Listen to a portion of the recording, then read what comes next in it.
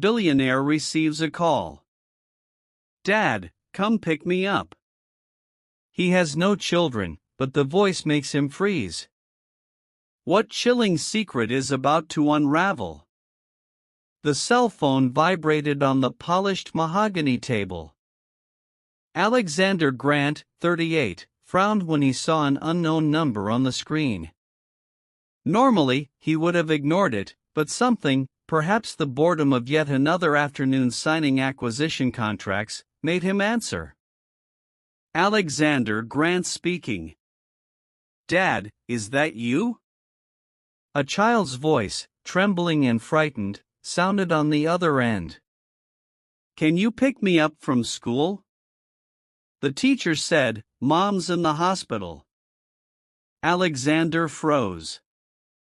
His brain, trained to analyze and dismantle entire corporations, seemed incapable of processing that one word. Dad. Who is this? He managed to ask. The whiskey glass slipped from his hand, shattering on the marble floor. It's me, Miguel. I'm 6 years old. The small voice carried an urgency mixed with fear. My teacher, Miss Oliveira, is helping me call because Mom didn't come to pick me up today. She's sick. Mom. The name echoed in his mind like a ghost. Louisa. 6 years ago. Paris. Nights of champagne. Conversations about art and philosophy until dawn. An intense passion that lasted 3 months until she disappeared without a trace. Miguel. The name came out as a whisper. 6 years. The math added up perfectly. As the boy gave him the school address, Alexander was already on the move, grabbing his coat and car keys. His body operated on autopilot while his mind spun in a whirlwind of thoughts. Father. He was a father. The word echoed in his head like a deafening bell. I'm on my way, Miguel. Don't leave. On the way to school, his hands gripped the Bentley steering wheel so tightly that his knuckles turned white. For the first time in years, the powerful Alexander Grant was completely out of control. Memories of Louisa flooded his mind, her enigmatic smile, the emerald pendant she always wore, their conversations about the future. How could she have hidden something so important? The answer began to form when he remembered the last night he saw her, the phone call he received from his father. It's time to end this adventure, Alexander. Your mother and I will not accept a waitress in the family. Richard Grant's icy voice, the veiled threat. We've taken care of it. What dark family secrets will Alexander uncover next? Stay tuned to Black Voices to find out. The school building soon appeared. A cheerful structure that seemed to mock his chaotic state of mind. In the playground, a single child waited, sitting on a red bench, a Spider-Man backpack at his feet.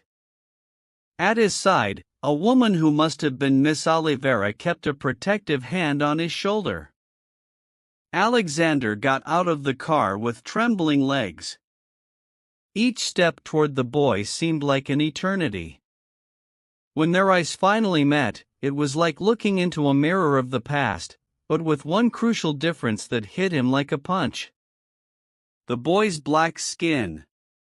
Miguel had Alexander's facial structure, the same piercing dark brown eyes, even the small mark near his right eyebrow, a Grant family trait. It was undeniable. Dad. Miguel's voice trembled slightly, a mixture of hope and fear that broke Alexander's heart. Hi, Miguel. That was all he could say, his throat tight with emotions he had never experienced before. The boy stood up hesitantly and in a sudden impulse ran and hugged Alexander's legs. The simple, pure gesture broke down his last defenses. He knelt down to the boy's height, his son, and returned the hug, feeling the small body tremble slightly against his. Miss Oliveira approached and explained the situation. Louisa had been rushed to the hospital that morning. Before losing consciousness, she had told her neighbor to look for Alexander's card in his special box. The frightened boy had insisted on speaking to his father in person. In the car, Miguel talked about his mother, about school, about his favorite cartoons. Each word a new piece in the puzzle of his life that Alexander didn't even know was incomplete. Looking in the rearview mirror, he saw the boy hugging his Spider-Man backpack. His eyes so much like his, heavy with concern for his mother. What Alexander couldn't imagine was that phone call hadn't been just a twist of fate. Behind those childish eyes lay a truth that would shake the Grant Empire to its foundations. A truth carefully preserved by Louisa for 6 years, waiting for the right moment to come to light. The hospital appeared on the horizon, its windows shining like hundreds of watchful eyes in the night falling over the city. Alexander held Miguel's hand as they walked through the automatic doors of the emergency room. Both sharing a silent nervousness that transcended the brief time they had known each other. Fate had intertwined their lives in a way that neither of them could have predicted. And nothing, not money, not the power of the Grants, would be able to undo it. If this story about an unexpected encounter between father and son touched your heart, don't forget to subscribe to Black Voices to discover the secrets Louisa hid for years and how the empire of one of the most powerful families in the country would be shaken by a 6-year-old boy. The hospital was bustling when Alexander arrived with Miguel. Rushing nurses and the characteristic smell of antiseptic set the scene where he would discover a truth that would change his life forever. Mr. Grant, a middle-aged doctor, approached him. "I'm Dr. Torres, the boy's mother, is in the ICU. How is she?" he asked, feeling Miguel squeeze his hand tightly. "Stable but critical. Advanced leukemia." She hesitated, looking at the boy. "Can we talk in private?" After leaving Miguel with a friendly nurse, Dr. Torres got straight to the point. Louisa refused treatment for almost a year. By the time she finally sought help, the cancer had spread. "She needs an urgent bone marrow transplant." "I'll do whatever it takes," Alexander replied immediately. The best donor would be a first-degree relative. The realization hit Alexander like a bolt of lightning. "Miguel, yes, but we need the consent of his legal guardian." "I'm his father." "According to our records, there is no registered father." "Legally, we need, I understand." Alexander was already calling his lawyer. Juliana arrived in less than half an hour. Impeccable in her gray suit, she was an expert at solving impossible problems. DNA test and emergency paternity recognition, she said on the phone to the judge on duty. "It's a matter of life and death. The compatible donor is my client's son." While Juliana worked on the paperwork, Alexander finally saw Louisa unrecognizable in the hospital bed, tubes and machines keeping her alive. She was a shadow of the vibrant woman he had met in Paris. "Why didn't you tell me?" he whispered, holding her cold hand. A nurse approached with a worn envelope. She kept this in her bedside table. Inside was a letter that had never been sent and photos of Miguel as a baby. Louisa's delicate handwriting trembled on the last pages. "After your father offered me money to disappear, I understood that our son would always be seen as a mistake, a stain on the perfect Grant lineage. When your mother said that a mixed-race child would never be accepted as an heir, I realized that prejudice was deeply rooted in your family." Alexander felt his blood boil.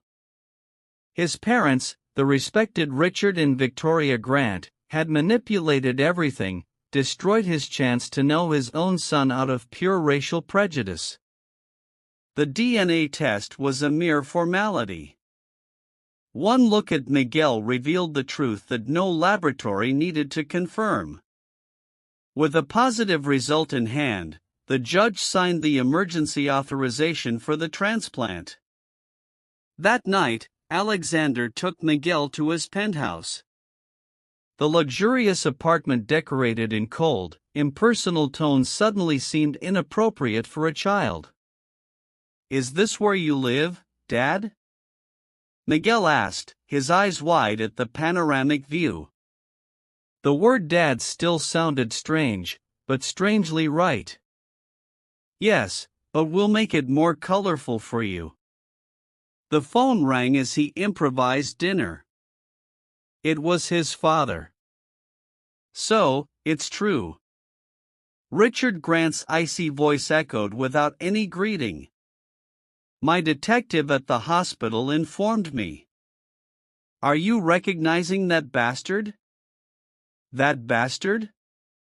Alexander replied with dangerous calm, "Is your grandson."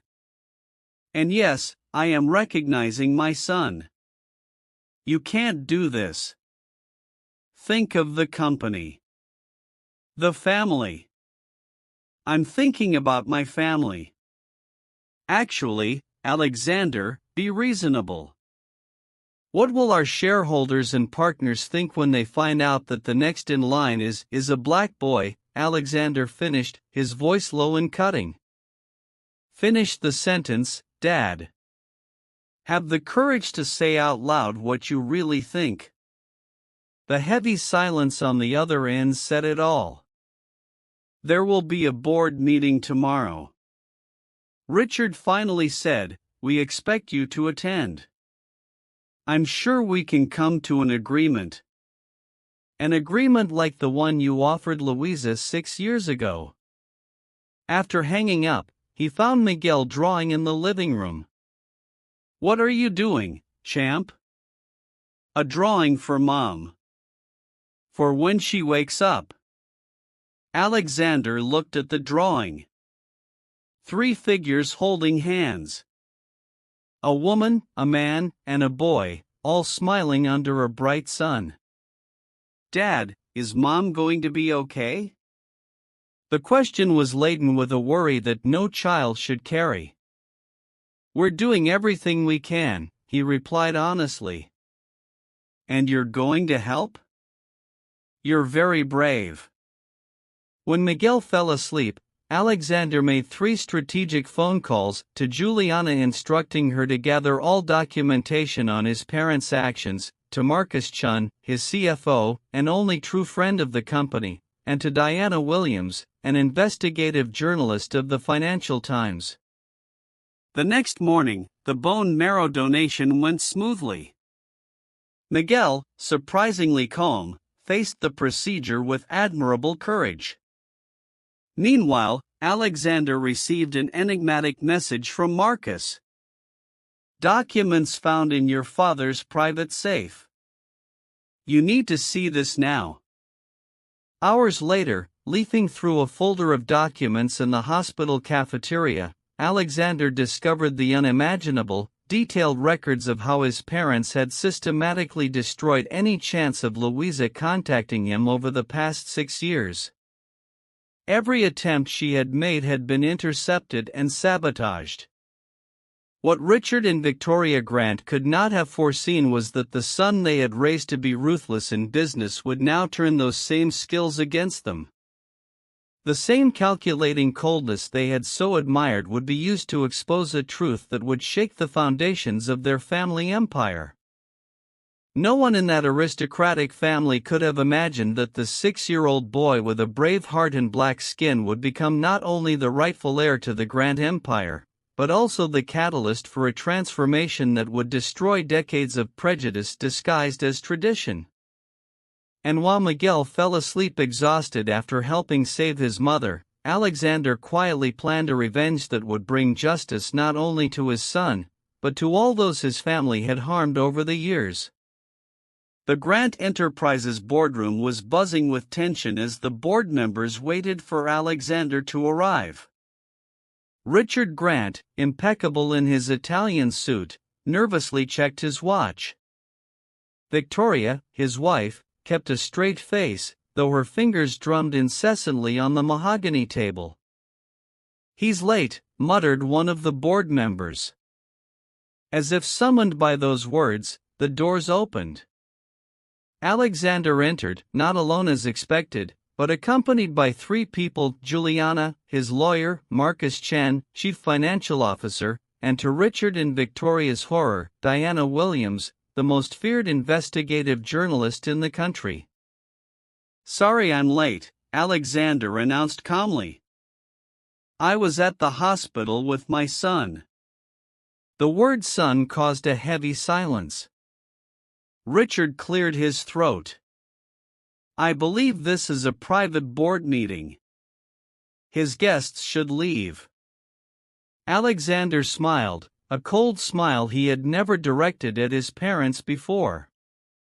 "Actually, Dad, I called this meeting and they are central to today's agenda."